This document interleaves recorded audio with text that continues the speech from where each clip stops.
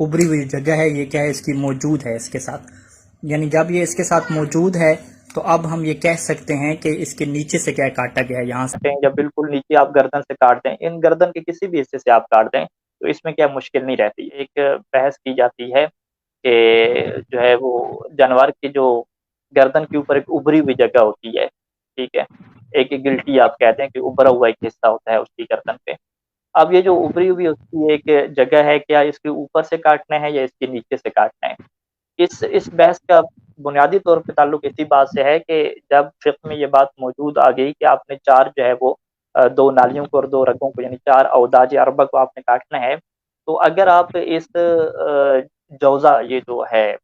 ابری ہوئی جو جگہ ہوتی ہے، آپ اس کو اردو میں نام کیا ہے مجھے نہیں معلوم، اس ابری ہوئی جگہ کے اوپر سے اگر آپ کاٹیں گے تو وہاں پہ ماہرین کا یہ کہنا ہے کہ یہاں پہ جو خوراک کی نالی ہے اور جو سانس کی نالی ہے یہ ختم ہو جاتی ہے، اس کا اینڈ ہو جاتا ہے۔ تو جب یہ اینڈ ہو جاتا ہے تو اس کے اوپر سے آپ کاٹ لیں گے۔ اس کے اوپر سے کاٹنے کا کیا مطلب ہے کہ وہ خوراک کی نالی نہیں کٹ پائے گی، وہ جو سانس کی نالی ہے وہ نہیں کٹ پائے گی، بلکہ وہ جہاں پہ ختم ہو رہی تھی تو اوپر سے اس کا آپ کاٹ لیں گے۔ تو جب اوپر سے کٹ جائے گا تو اس صورت میں وہ جانور کیا ہے حلال نہیں ہوگا۔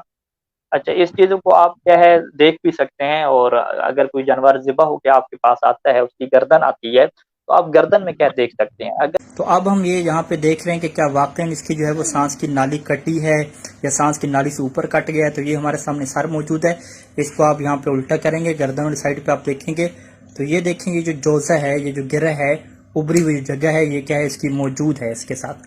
یعنی جب یہ اس کے ساتھ موجود ہے تو اب ہم یہ کہہ سکتے ہیں کہ اس کے نیچے سے کیا کاٹا گیا ہے یہاں سے، تو یہ کیا ہے گردن سر کے ساتھ یہ حصہ موجود ہے، تو لہٰذا یہ جانور کیا ہے حلال ہے۔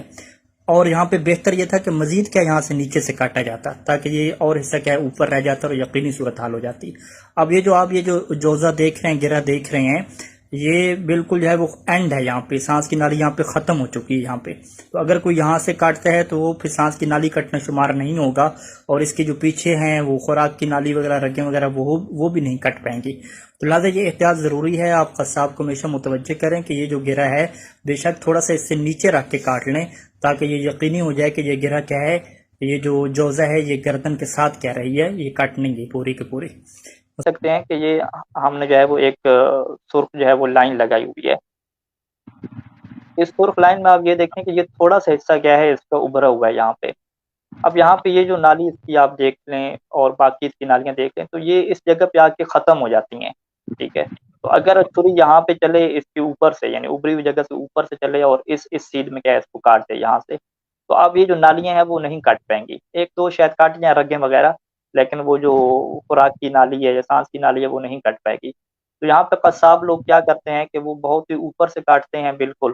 وہ کیوں کاٹتے ہیں؟ تاکہ جو گردن کا گوشت ہے وہ نیچے تک جائے اور زیادہ کیا ہے ہم اس کو گوشت کی شکل میں بیچ سکیں، اور جس بندے کو ہم نے سر دینا ہے تو اس کے حصے میں کیا گوشت نہ جا سکے۔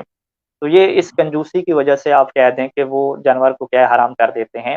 جبکہ حکم کیا ہے کہ آپ ان چار چیزوں کو پورا کاٹیں۔ تو وہ کب ہوگا کہ جب نیچے سے کاٹیں گے، یعنی جب نیچے سے کاٹیں گے تو اس میں مشکل نہیں ہے کہ بالکل آپ گردن کے سینٹر سے کاٹیں یا بالکل نیچے آپ گردن سے کاٹ دیں، ان گردن کے کسی بھی حصے سے آپ کاٹ دیں تو اس میں کیا مشکل نہیں رہتی۔ بس مشکل کیا رہتی ہے کہ جب وہ اس ابری ہوئی جگہ سے اوپر کی سے کاٹنا شروع کرتے ہیں تو اب یہاں پہ وہ رگیں اور سسٹم ختم ہو جاتا ہے، تو یہ چار رگیں کیا ہے پوری نہیں کٹ پاتی، کہ جس کی وجہ سے کیا ہے وہ جانور کیا ہے حلال نہیں رہتا۔